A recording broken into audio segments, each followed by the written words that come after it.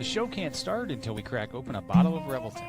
Whether it's their crisp, clean vodka, the bold spice of their rye whiskey, the rich smoothness of bourbon, or the original honey whiskey that started it all, every pour is a taste of craft and passion straight from the heart of Iowa.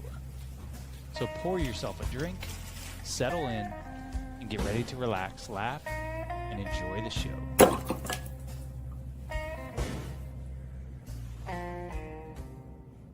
Hey, it's Andrew Downs. I'm proud to support Three Beards Media, and I would love to work with you. If you need merchandise for your company, organization, band, softball team, whatever, I can help. From name brand apparel to promotional items, large orders or small, online stores, and more, I can help your brand stand out. AKC Marketing is local, based in Johnston, and we are an employee-owned business, so our costs are low and our turnaround times are fast. But most importantly, we give you personal service to make sure you get exactly what you're looking for. Email me at andrew@akcmarketing.com or find me on social media, and let's make some cool stuff together. Now sit back and enjoy this Three Beards Media podcast.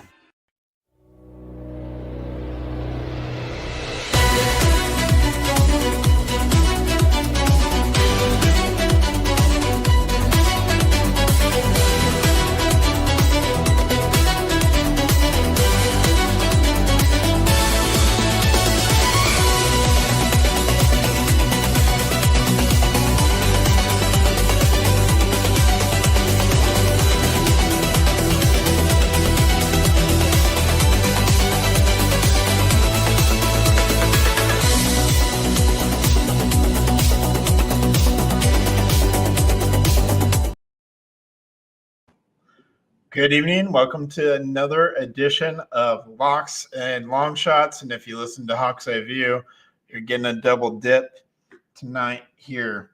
So let's take a look back at last week. Let's start with college football, where we had a little bit of a rough outing. TCU Baylor over 65.5. A lot of delays in that one, but we inevitably cashed. Both teams came out on fire after the final lightning delay there. Ohio State minus 24.5 at Wisconsin. A lot of points, but cashed with ease. Nothing to worry about there. USC Notre Dame, a little bit more defense in this game than I had imagined. We went for the over 61.5. We just missed. Miami minus 13.5. They lost outright. I think we have a history of doing this now where we pick teams to win by kind of a large margin and they lose outright. We did it with Penn State. We did it with Miami in back-to-back weeks. Ole Miss, Georgia, under 54.5. Man, that game lit up the offensive scoreboard. They put up 78 total points instead of trying to play defense. I don't know what's with Kirby Smart's unit not playing defense this year, but hopefully they can get that corrected. And then we backed Rutgers. Bad idea.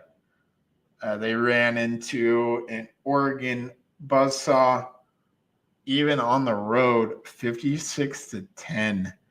It seems Oregon is kind of finding themselves on offense a little bit more as the season progresses, and Dante Moore just gets better every week. So 2-4, 18-23 on the year, but we can get back into the green this week. I believe in us. Let's start with one of the best mid-major games, if you will. USF taking on Memphis at 11 a.m. on Saturday morning. The Bulls are ranked number 18, and they are known for putting up points. So is Memphis as well. Both these teams love to light up the scoreboard. I think you know which direction I'm going to lean. Over 63.5 is where I last saw it. Some sportsbooks might have 62.5. I obviously would welcome that. I'd even take this thing up to 65.5, 66.5, kind of like what we did with North Texas when USF and North Texas played. I think we're in for a similar type shootout in this one. So, again, and this is big for South Florida because they have to put on a show for the committee. They need this. They need to get some style points going to kind of give themselves some cushion. So I think they're really going to look to light up the scoreboard here in week 9. And then let's go to a rivalry game. Kansas versus Kansas State. These teams aren't interested in defense, but I think there's one side that I have a little bit more faith in, specifically at the quarterback spot. And I will ride with Jalen Daniels and Lance Leopold over the Chris Kleiman, Avery Johnson combo all day. I think this Kansas offense is fun. It's dynamic. It's at Kansas in their new stadium. They're going to be hyped up for a rivalry game. They're a slight favorite, 2.5-point favorite. So we just need a field goal difference here. I view them as a much higher favorite than 2.5. Give me the Kansas Jayhawks, a team that we've bet on a few times. They haven't always cashed for us. I believe we won once, lost once on Kansas. So we'll take our chances again here with the Jayhawks, minus 2.5. And let's go next to what I think could be probably the best game of the week. Missouri Vanderbilt, Diego Pavia at home against Bo Pribula and that Missouri offense there. Both these quarterbacks, I think, are good, although I think Missouri didn't really pass the test necessarily against Alabama, who's playing lights out now. I'd like to see a little bit more from Bo Pribula, and I think playing this Vanderbilt defense is kind of the remedy for him, as he's had a little bit of a lackluster couple of weeks throwing the ball. I think he gets back on track in a big way, and that contributes to this game going over 51.5 points. Missouri Vanderbilt over 51.5. Up next, let's look Big 12, and that's BYU ISU. The total here is 49.5. And we're about to do something historic that has never been done before on this podcast. It's something that I don't do very often, but I like it in this spot. And I mainly like it because of that BYU defense. I think they are very good. And Iowa State's a little bit banged up, more so on defense. But they've kind of taken their lumps the past couple weeks, or the past couple games, really, with back-to-back losses. I'm not going to pick BYU to win. I'm going to take the under 49.5 points. First time ever taking an under, I believe, on this podcast. So history being made here tonight. First time in my life I've ever taken an under, I believe. So take that for what it's worth. Big time on the under there. My next bet, yeah, I'm just going to pick on Wisconsin. I think I've just made the decision at this point in time that Wisconsin is done. They're checked out. They may not win for the rest of the season. I'm almost convinced they may not score a touchdown the rest of the year the way that they have looked. They get the distinct pleasure of playing Oregon in Eugene. So I know Autzon's going to be rocking. They're 31.5 point favorites. The Ducks are. It's a ton of points. But after what they just did to Rutgers, I'm going to go ahead and take Oregon with the points here. Lay the 31.5. And for my final bet of the college football slate, Arizona State, big win over Texas Tech. You would think maybe that's a recipe for a letdown. I don't really think so. I think this team has the capability and the goods to make yet another run to the Big 12 championship, and to do so, they're going to have to put it to the Houston Cougars. I think they're going to do that with ease. They're a touchdown favorite at home. I think Houston's a little bit of a paper tiger. So give me Arizona State minus 6.5 to wrap up the college football slate for us this weekend. All right, let's transition on over to the NFL and take a look at how we did in week 7. We rode with the Saints plus 5.5. I was confident in that one against the Bears. The Bears came out firing. The Saints 5.5 did not cash. So chalk that up as a loss. The Eagles were able to secure the victory against the Vikings. We had Eagles money line, cash that. And then we bet on Drake May. His passing yards over, his passing touchdowns over, cashed with ease. Falcons 2.5, a little bit of a fade the 49ers because of all the injuries type play. I did not work out to our favor. Christian McCaffrey went absolutely bonkers, and that is how we lost that one. And then Monday night was very good to us. We went for a clean sweep on Monday Night Football. All 3 bets hit. Lions minus 5.5. Amon-Ra anytime touchdown. Cash for us. Wish I would have put you on to the Amon-Ra first touchdown. And then also Seahawks minus 3.5 cashed for us as well. They won by 8. The Lions were impressive, just taking care of business. I'm going a little bit light on the NFL slate this week. There just wasn't a lot out there that I liked. But the first bet that I do like here is Cowboys Broncos over 51.5. We saw the Broncos defense get lit up by Jackson Dart. I think this Cowboys offense with Lamb, Pickens, Javonte Williams running hard, Dak Prescott playing well, they can certainly put up points. The Cowboys can. And yeah, if you gave up 32 points to Jackson Dart, and also unbelievable comeback by the Broncos to win that game. But this lends itself to an over 51.5 because as good as the Cowboys offense is, their defense is just as bad. Can't wait to watch the scoreboard kind of light up. And also, Cowboys games overs might just need to be a thing for me until proven otherwise. So give me another stab at a Cowboys over here. And then I'm going to ride with the Cincinnati Bengals minus 6.5 for my next bet here in the NFL. They're playing a Jets team that's going to roll out Tyrod Taylor. We saw Joe Flacco last week have a lot of real chemistry in that shootout game with the Steelers.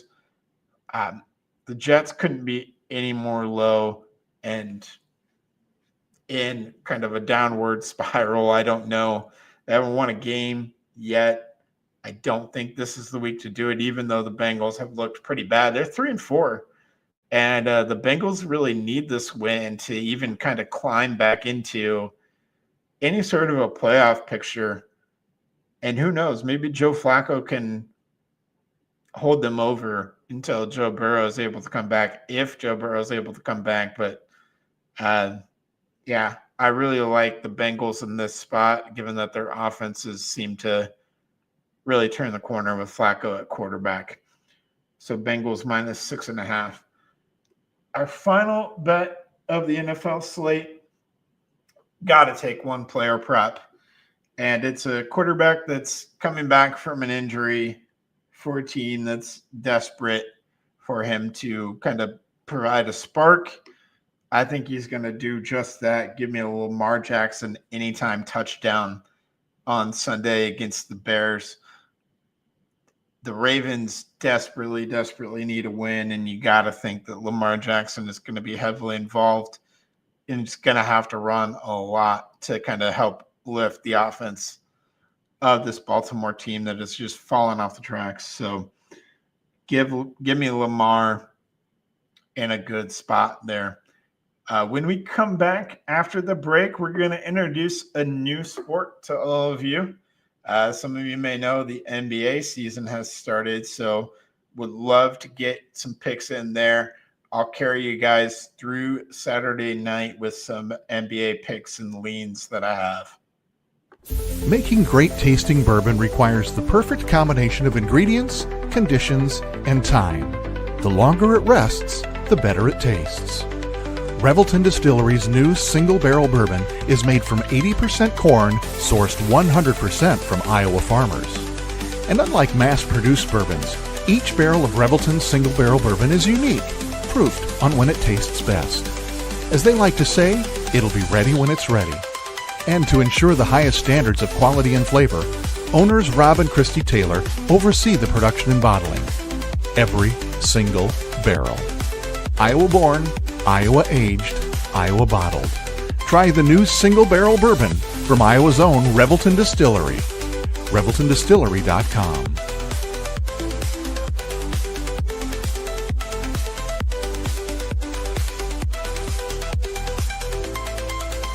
Gentlemen, let's be honest. Finding the perfect gift for your wife or girlfriend isn't always easy. You want something thoughtful, stylish, and unique. And that's exactly what you'll find at Styled by JJ Boutique. Julia Bradshaw and her team strive to be your go-to boutique for casual, boho, and chic clothing and accessories, helping women elevate their style one piece at a time.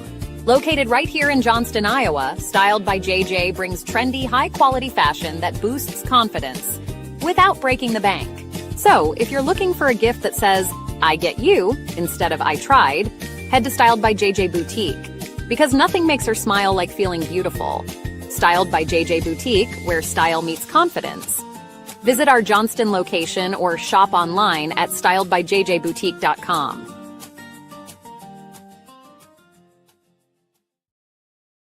All right, welcome back. Thank you to those sponsors who help make all of our shows go.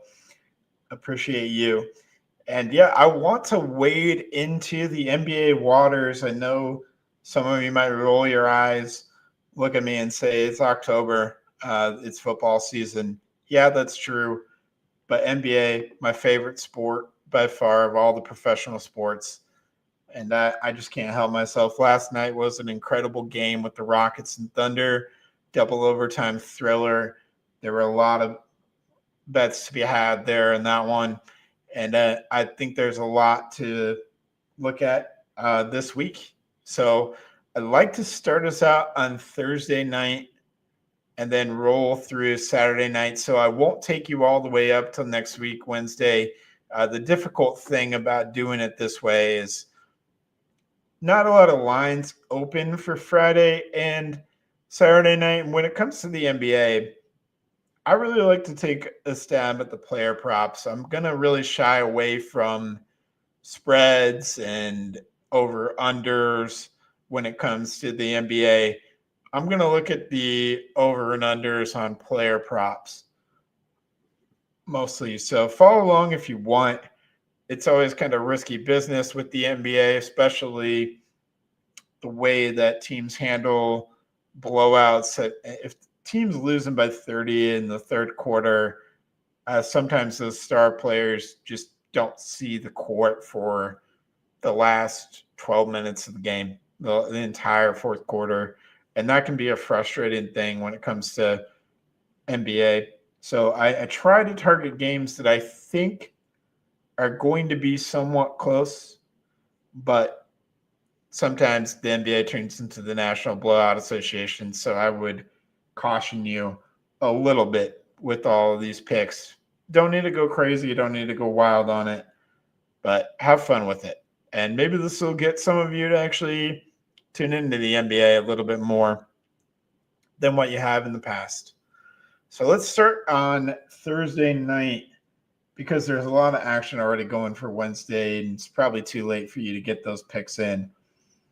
Rematch of the finals, Thunder Pacers on Thursday night, and Tyrese Halliburton is out for the year. I think that's going to give some other guys an opportunity. Now, you'll look at me and you'll say Siakam is the obvious guy. I would agree. He is the obvious guy. I'm going to go with a less obvious, maybe semi-less obvious candidate to target for some player props here, and that's Benedict Mathurin. I think with Siakam having to handle more of the creating of the offense, it's going to put Mathurin in that pure scorer role where he can really excel. sometimes. Now, he's going to have a difficult matchup against the Thunder defense. He's going to see Lou Dort a little bit. He's going to see Caruso, Cason Wallace, even some SGA on him at times. But guys like Nemhard and others, Neesmith, those guys can hit threes at a rate where they can kind of take the pressure off of a scorer like Mathurin, who really wants to force the issue at the rim. I think that kind of leans into him going over his total of 18.5 points. Also, along with that, he's going to shoot a fair amount of threes. And the line is set at 1.5. I like him over for his points. I'm going to like him over for his three-pointers made. So bank on Mathurin to hit 2 threes. The guy's going to shoot 15 to 20 times a game this season. I think they're going to give him kind of poetic license to fire at will. And I think that's going to mean 6-7 three-pointer attempts per game. You got to think he can hit a couple at the rate that he shoots them. So I'm targeting Benedict Mathurin for Thursday night. And then I'm going to ride with one of the greatest players in the game, one of the greatest players of all time, and that is Jokic and the Nuggets taking on the Golden State Warriors. And that is a matchup that is just ripe for a guy like Jokic. He absolutely dominates this Warriors team. I don't even know who the Warriors can throw at him. I mean, they're going to try Draymond Green. They're going to try Jonathan Kuminga. They might play Looney. They might play – they might throw a whole host of guys at him. But it's not going to matter. And this Nuggets team is built so well for Jokic to create and find shooters. And I like to play his over points, rebounds, and assists because you never know. There's times where he can hit this line with just rebounds and assists because he puts up 15 rebounds and 15 assists. But I'm going to go over 49.5 points, rebounds, and assists. It's always fun to back Nikola Jokic. It's really, if you haven't watched him on TV, it is quite fun to watch Nikola Jokic. I highly recommend that you do it at least once in your life. I would love personally to see Nikola Jokic live and in person. That's a dream of mine. I got to get it done because I've heard that it is quite the experience watching him live in person. And along with that, I think you got to sprinkle every time Jokic steps on the court, he's a threat to put up a triple-double. And I think Thursday night is no different. So give me a little sprinkle on Jokic triple-double.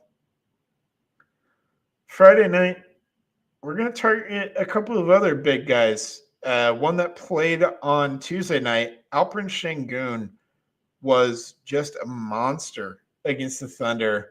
Had one of the best games of probably his career. He looks like he's ascended to being potentially a top 20 player in the NBA at this point in time. And the offense really runs through him, kind of like it does with Jokic, maybe in a different fashion, but sort of similar in a way. Showing a lot of those Jokic tendencies. So give me Şengün, points, rebounds, assists. That's a guy that I'm always going to look at this year. And I think it's a nice matchup for him on Friday night as they take on the Pistons. That'll be a little bit of a tough assignment against Jalen Duren, but Şengün's up to the task. Timberwolves, Lakers, I'm targeting two things in this game. We saw it in the playoffs last year. The Lakers were demolished at center. Rudy Gobert dominated. Regardless of what you think of Rudy Gobert and if he can play at crunch time in the playoffs, he can dominate the Lakers front court because they brought in Ayton, but really beyond that, haven't done much to fix their front line. So let's take the Gobert points plus rebounds line on Friday night. Also looking at Anthony Edwards, love cheering for Ant-Man. I think he's going to go over on points. He likes to put on a show in these types of games.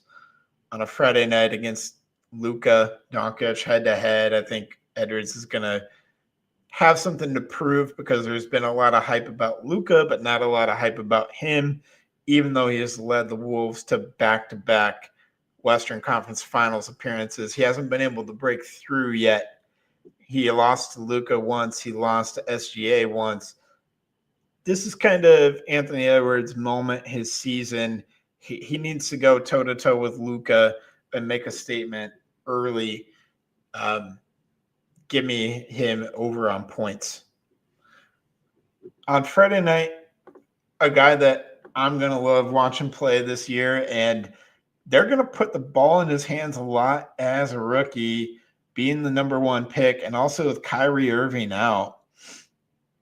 Cooper Flag, points, rebounds, and assists is going to be a thing this year. I think the lines are set too low because people don't really know. Vegas doesn't really know yet how often Flag is going to just initiate the offense. He's going to have the ball in his hands, controlling this thing a little bit more than what people realize.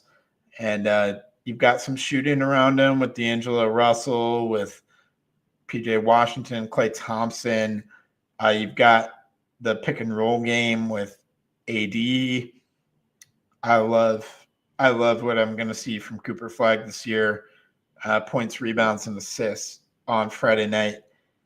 And then we got to go with the defensive player of the year and go a little bit off the radar here with Wemby, steals, and blocks. I mean, the lines are set absurdly high on this kind of a thing, but when you're a 7'4" guy who can you can leap from the 3-point line to the hoop in one step because of how tall and how long you are. And he has a lot of awareness on the defensive side of the ball. This is kind of a cheat code here going for Wemby steals and blocks this early. And they're going to need him to be that anchor of the defense that he has been ever since he arrived in San Antonio. Love watching Wemby play. So give me him with steals and blocks on Friday night. Saturday night, we're going to turn again to Jokic. Points, rebounds, and assists. Jokic, triple-double. Also think Aaron Wiggins is going to be a big contributor with Jalen Williams out for the Thunder. Who knows how long until J-Dub is back. So I think this is going to be one of those games on Saturday where Aaron Wiggins kind of has a moment coming off the bench. So give me him over points against this Atlanta Hawks team, I think is going to be surprising some people. I like another Duke rookie this year, and he's on a team that you don't have a lot of high expectations for in the Charlotte Hornets, but they're going to play a fun, fast, flowing, free style of basketball. It's because they don't really have anybody at center. They have LaMelo and just a bunch of wing players with like Brandon Miller, Miles Bridges, Colin Knippel. Those guys are just going to want to run and gun all day, every day. And give me Colin Knippel over points, over three-pointers made on Saturday night. I think this is going to be a game for him to shine against the Sixers in Philly. One of my favorite offseason additions is the Orlando Magic getting Desmond Bane, making a big trade for him from the Memphis Grizzlies. And Orlando is a team that desperately needed shooting, and Bane is one of the best that there is in the game at this point in time. Give me Desmond Bane over three-pointers made on Saturday night to kind of round out those 3 days of NBA action. So I know I threw a lot at all of you there with my NBA picks. I'll do my best to keep track of my NBA picks. It's going to be kind of a whirlwind with how fast and furious those games kind of get thrown at you. But those are my picks. And I want to move to UFC 321 real quickly. I won't pretend like I know everything about each one of these guys that I'm going to talk about. I've heard the names. I'm going with some familiar names here to win. And you got to wake up early for this one, actually, because it's I believe in Saudi Arabia on Saturday morning / afternoon because of the time zone difference there. But give me Alexander Rakic, money line, Volkov, money line, Umar Nurmagomedov, heavy favorite. I think the fight's going to go the distance, so give me Nurmagomedov on points. And then also Mackenzie Dern in a title fight. Give me her to take the belt, I believe. And then give me Tom Aspinall to defend the belt against Cyril Gane at the heavyweight division. Should be a good UFC 321 with 2 title belts on the line and some other close matchups there. So tune in if you can and you have time. Parlay all of those. I think that's kind of the way to make money in a sport where sometimes you have some heavy favorites. If you really believe in the favorites or the underdogs, that's a good time to potentially parlay to get some value there. So I gave you my picks. I usually will parlay on the UFC because it's been good to me. So thank you all for tagging along and listening. And I brought you some NBA picks. I'll bring you some more next week. Probably do a three pack again on the NBA.